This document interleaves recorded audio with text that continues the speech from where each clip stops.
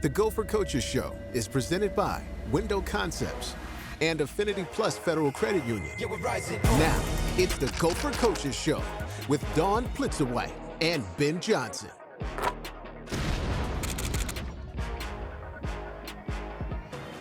Hi, everyone, and welcome into the Gopher Coaches Show. I'm Pierre Nugent alongside K-Fans Justin Guard, and joined this week by the head coach of Gopher men's basketball, Ben Johnson. Ben, we thank you for taking the time. Thanks for joining us this week. Excited to be here. Ben, we need to start with your team that has just performed so well over the last week. In case you didn't know, it's been a great week for Gopher men's basketball. They pick up 2 victories against 2 conference opponents. We'll discuss the latest one, which happened Sunday night at the Barn against Maryland, a 65-62 triumph over the Terps. Ben, you guys got out of the gate a little bit slow in that game, but you were able to recover very well. A great second half for you guys. What led to the turnaround in that second half to allow you to come away with victory over the Terps? We did. I thought, the first half, guys were almost a little bit too excited. They almost wanted it too bad. And sometimes you just got to get into a rhythm, both offensively and defensively. And Maryland's a good team, and how they defend you, it does take a little bit of time to kind of get used to and get into your flow. And I just thought after halftime, guys were able to regroup and come out confident and kind of just let it rip a little bit. Another big game for Elijah Hawkins. You talked about him being a winner. You talked about him on Sunday saying we knew we had to go get him in the portal because he's won wherever he's been. And I go back to both games, Ben, Michigan and Maryland. It's like there's probably like 10 winning plays Elijah Hawkins makes, whether it's an assist, whether it's a basket. It was a long 3 yesterday. It was a steal that led to another 3 for Cam Christie. It's like whatever the team needs, it seems like he's providing it at crazy times. Yeah, no, and he's got that it, right? People talk about that it. Whatever it is, he's got that when it comes to winning. And he's consumed himself with just making the right play when it's asked, when it's called upon. Again, he got his hands on a couple steals last night that caused turnovers, that created offense, that just kind of flipped the narrative a little bit. Obviously, his passing right now and his pace offensively has been really good. But you can't have enough guys that understand that competitive edge and what you got to do to just make winning plays. Well, with Mike Mitchell, too, your backcourt is comprised of transfers and a freshman. And I thought it was funny where Mike said, well, at Pepperdine, we never won on the road. I think Michigan was his first road victory ever. But just to bring in that backcourt with that experience, like just how big was that for you? And how were you able to get that done? And how do you continue it here in the next couple of years? Yeah, no, it was big. And congrats to Mike. We were joking about his first, road win comes against Michigan, a historic program. But I think that was important for us. Is that we really liked our talent that we had and were brought back this year. But we wanted to get a little bit older and have some guys that had experience. Both those guys obviously had played at a competitive level, and you can't put a price tag on guys that have been through it. And now that they've gone through it on our end at this level in the Big Ten, I think you're seeing them being really comfortable and confident, and they played really well. So you get the nice win against Maryland, but I know as a coach, you're always breaking down film, watching your guys, looking for ways to improve. So judging off of that game from what you saw, what needs to improve? What are the departments in terms of your guys' game where you're looking at it and say, you know what, I want to see this be a little bit better? I think the fun part about this team is we can really improve in all areas. Some teams you have where you feel like you're capped or you have a ceiling, whereas this group I really feel like we can tighten up on everything, and that's a good thing. So I think defensively, just our rotations being a little bit sharper, being a little bit more aggressive defensively in our system. And then offensively, you're still adding Dawson and Braden back, so we need to be a little bit smoother offensively. But I think it's coming along and it's coming together, and then you tweak stuff as the year goes on. So you're putting in new wrinkles here and there offensively. So just trying to get everybody's timing and spacing back right, so you're more of a cohesive unit offensively. Taking it back to Michigan, like Pierre said, what was the key to kind of finishing that game off? I know you even said in the post-game interview things got a little dicey with the inbounds play, and finishing games is difficult, right? I mean, to just kind of land the plane. So what was the key to finishing against Michigan like you did? I think the key, honestly, was the games that we've played up to that point. Guys had a belief that they were going to find a way to win. They didn't know how, didn't know who was going to make a play, didn't know it was going to be an offensive play, defensive play, but they had confidence that we were going to make a play to solidify the win. And having that belief, especially on the road, you have to have that. The guys have to be able to fall back on something in previous experiences to say, you know what, we can do this, or here's the winning formula. And I thought defensively we did a really good job. We got enough points to take the lead, and then we got stops to end it.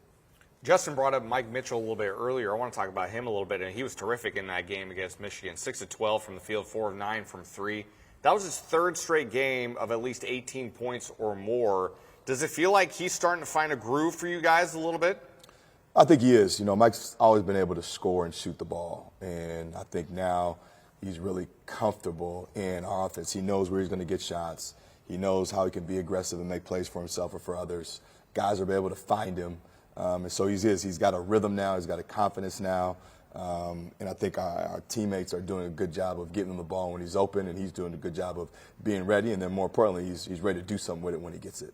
And how about yesterday or on Sunday, he doesn't score in the first half, but ends up with a really big bucket for you. I mean, just to stay with it and continue. I even looked at someone I was sitting with. Mitchell's been quiet, which is rare, and then all of a sudden he comes up big. Yeah, no, that was a huge bucket too. I mean, his ability to get by, like for him to do that more. You know, just don't rely on shooting the three.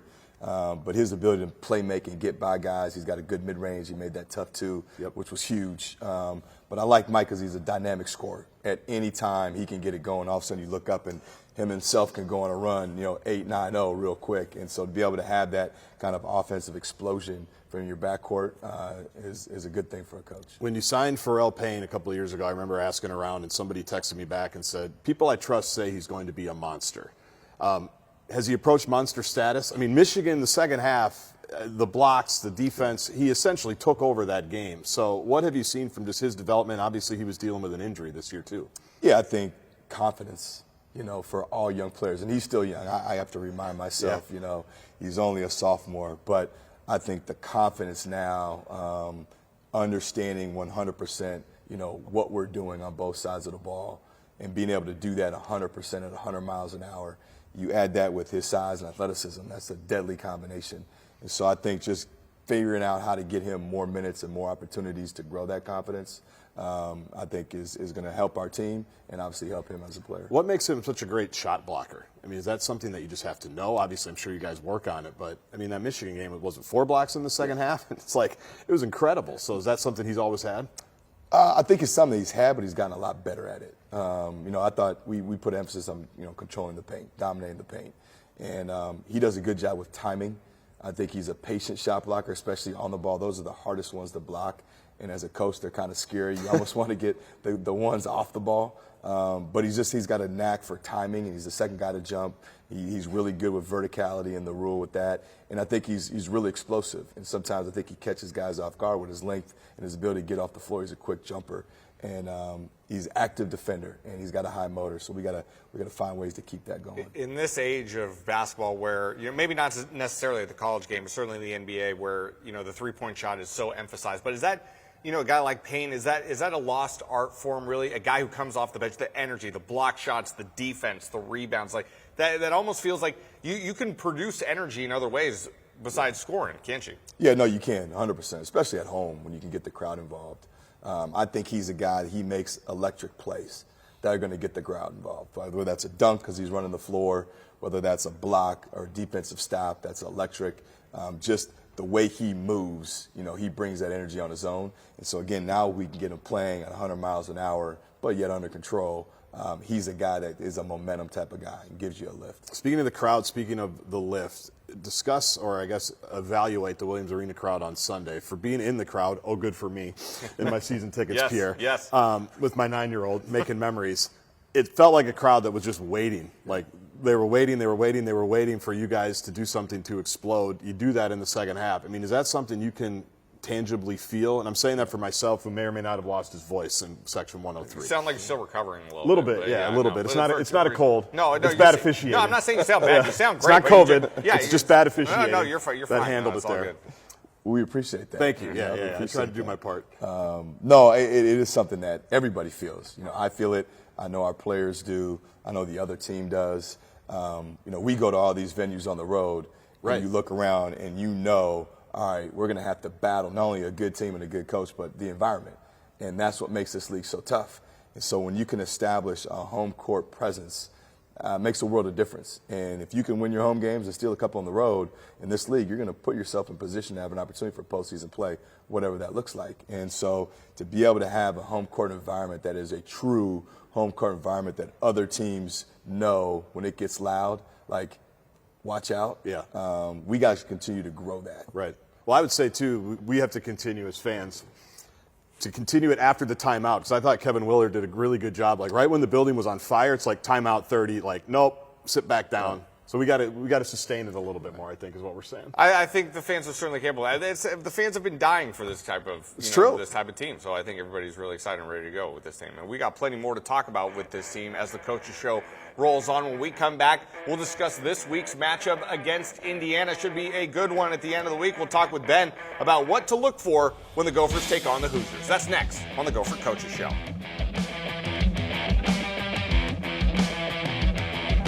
You're watching the Gopher Coaches Show. Yeah, we're rising up. Welcome back to the Gopher Coaches Show, everybody. Joined this week by the head coach of Gopher men's basketball, Ben Johnson. And Ben, let's talk about what's coming up this week for you guys. You've got a showdown with Indiana on the road later this week. When you look at Indiana on film, what stands out to you about the Hoosiers? Obviously, going there, it's never an easy place to play. But they got a really talented team, veteran guard. They've got two front court players that legit NBA level talent. And so we're going to have to play really, really good basketball. You're going to be battling a lot of different things in that environment. And they're playing really good. So, we're going to have to bring our hard hat and really blue collar it up and play well on both sides of the ball. Well, like when they're in their media, their fans, they've been kind of questioning their toughness the last couple of months. So that's a bad thing, right? Because you know, as a coach, like if that happens, it's like you're bringing it out and going, guys, this is what people are saying. So you definitely have to expect that they're going to be bringing it. No question. And the emphasis that I've told our guys is because a couple coaches have complimented us on our toughness. Right. That, okay, if that's getting out there publicly, I know what the other coach and staff is saying. That if you don't bring it versus Minnesota, they're going to embarrass you. Well, now you've got to be able to raise the standard and you got to rise up to meet that expectation of people are thinking that you're tough and physical. So we got to bring it every time, especially on the road. Yeah, Ben, when you talk about being on the road, we go back to the game against Michigan. How much was that just such a benefit for your guys to physically see, you go into a hostile road environment in conference at a place like Michigan, you get a win, and now you're probably thinking, you could say to your guys, hey, you guys have done it before. Yeah. We can do it again. How much confidence does that give you guys going into just any barn that you go to thinking you can get a win? Yeah, no, it's everything. I think, coaches can talk till you're blue in the face about different experiences, whether it's, hey, we've got to now come back from a deficit or we've got to win on the road. Sometimes if they haven't experienced that and proven that they can do it, it's hard to fall back on that confidence if you haven't experienced it. And so to be able to get that, especially early in the season, and to build that confidence, to prove that, like, we are good enough if we play the right way and stick to who we are to win on the road, that's a big confidence booster. So another player I thought on Sunday that played really well was Braden Carrington, and he left the team for a couple of weeks. You've talked a lot about that. How nice is it to get him back in the fold, but also to have him play so well, really on both sides, maybe even more defensively than offensively, and he hit some shots for you as well. No, it was great. He's like Pharrell, and Isaiah and Parker and those guys that come off the bench. He's got the ability to give us a huge boost. Braden's always been dynamic defensively. I have all the confidence in the world. He can guard multiple positions. The job he did in the Nebraska game, I think, is very telling of who he is as a competitor. He makes all the toughness plays, all those winning plays. But then it was really good for him to see a couple shots fall in. He's a really good shooter. And sometimes you just got to see a couple go in. So now, hopefully, he can build off that offensive confidence. Yeah, I want to go back to Indiana really quick. When you look, you mentioned they've got a couple of NBA talents. When you're trying to defend something like that, what is the best approach? Do you want to try to get the ball out of their hands, or what's the best approach really you feel like in defending those two guys? Yeah, I think you got to mix it up. I think every player is different. So you just watch on film, what are they good at? These guys are long, they're able to run, they can get off ball screens quick. They play above the rim. So you've got to be creative with your defensive ball screen coverage. You can't let these guys just run to the rim in space because of their length and size. That ball goes up in the air. You know, it's a 50-50 touchdown type of deal. You know, you're looking at the highlights. So we've got to make sure our ball screen coverage is really good. We've got to do a great job getting back in transition. And, again, on the road at Indiana, not giving up those huge momentum type plays, right. I think is very beneficial to trying to come out there with a win. Freshman Cam Christie joined the radio broadcast on Sunday after the win, and he talked about being greedy now, right? You're 3-1 in the Big Ten. You've had a good week. There's no reason to stop. Did that come right from the head coach in the post-game celebration, or is that something that the freshman came up with on his own? It shows that he's listening. Yeah, there you go. It shows that he's listening. No, that's been a message from day one, is to not be complacent. And so this team is developing a bunch of news. The beginning of the year was like, okay, can we figure out how to win? And then once you figure that out, now it's being able to adjust to, all right, how do you make winning consistent? And what are winning habits? And so now it's being consistent with those winning habits and not getting complacent or not, all of a sudden easing off the pedal, but staying aggressive and staying greedy. And you want more, and you always want to raise the standard. And, we hope that this team will really embody that so that as the year goes on, they're always craving for more. So with Dawson missing the time that he did with the ankle, how much did that in a weird way help? Or did it help? Maybe I won't even preface the question that way, but I look at the last 2 wins, and I don't think he's played spectacular offensively and hasn't scored certainly like he did earlier in the year, and you've still been able to win. So what did his absence do for you guys? No, I think it in an odd way it did help, and that's what you want. When you have a team that has pretty good depth and pretty good talent across the board, it's an opportunity for those guys to get minutes and get game minutes and get confidence and get that experience so that you hope when guys return, you do become stronger because your bench is there. And those guys have on the court minutes that now when you put them in the game, they're able to play at a high level and be effective and impact winning. And those guys got on a roll when he was out, and they kind of all elevated their game, and they all stepped up. There was a sense of urgency when you're 2 guys down, especially a guy like Dawson. There is a sense of urgency within the team of we all got to elevate our standard and our level of play. I think our guys did that, and they really held the fort down, and now it's being able to keep that confidence that they have so we can truly be a team that's really deep. I don't want to get too far ahead of you. I know coaches don't like it when us media members do that. But touching back on what we talked about, getting the road win at Michigan, if you guys come away with a road win at Indiana, we talked about the confidence of after winning Michigan, but you go into Michigan and you go into Indiana and you pick up 2 wins, I mean, just – what does that do for a team? Just thinking like, okay, we saw it do it once, but now you did it twice, and now you have guys thinking we can really pull some wins off for the rest of the season. Makes you 4-1. Yeah. You know what I mean? There we go. It makes you 4-1. No, I think you look at the road as an opportunity to steal a couple. Yeah.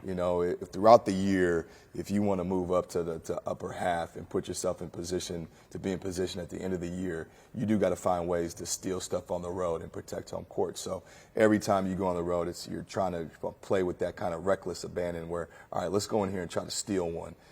If you could do it early, that's better because it doesn't put as much pressure as the end of the year when you know you got to get wins. So, hopefully our guys had that mindset. Again, coming off a road win, they know it's doable. Obviously, Indiana is a very talented and tough team, but we want to go in there with a confident mindset. Yeah, no doubt about it. Should be a fun one this Friday between the Gophers and the Hoosiers. All right, stick around. We have more coming up on the Gopher Coaches Show. When we come back, we're getting into my wheelhouse a little bit here. See how the Gophers are celebrating victory, that shiny, pristine championship belt. We'll talk about that when we come back on the Gopher Coaches Show.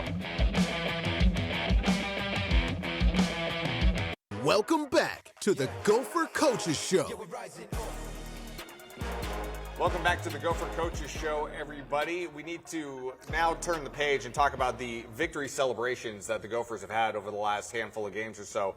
If you're not aware, after the games, the Gopher players have been spotted with a WWE Universal Championship belt draped across their shoulder. There you see it right there. Ben, when did this tradition start? How did it start? And how much fun are the guys having with it right now?